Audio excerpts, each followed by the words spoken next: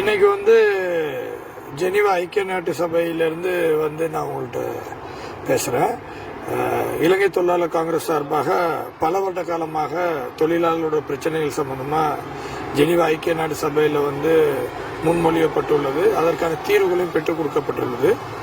இலங்கையில் இன்னைக்கு 1700 ரூபா சம்பளம் அதிகரிக்கணுங்கிற கெசட் இலங்கை அரசாங்கத்தால் இலங்கை தொழிலாளர் காங்கிரஸோட வேண்டுகோளுக்கு இணங்க வெளியிடப்பட்டிருந்தது. ஆனால் அதை வழங்க முடியாது என்று கம்பெனிகள் தொழில் கம்பெனிகள் தற்காலிக தடை கோரி நீதிமன்றம் சென்றிருந்தாங்க, கோர்ட் ஆஃப் அப்பீல்.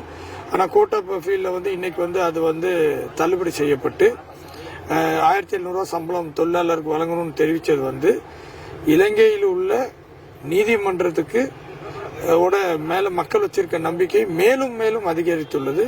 ஒரு நியாயமான ஒரு தொழிலாளர்களோட சம்பள அதிகரிப்புக்கு நீதித்துறை நின்றுள்ளது.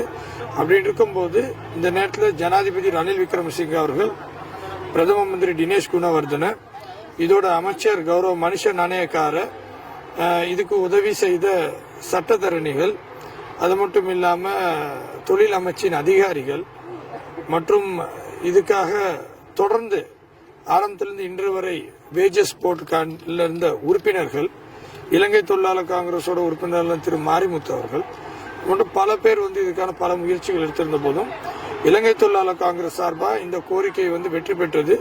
முழு மலைய மக்களுக்கு இது ஒரு மிகப்பெரிய ஒரு வெற்றியாக அமைந்துள்ளது.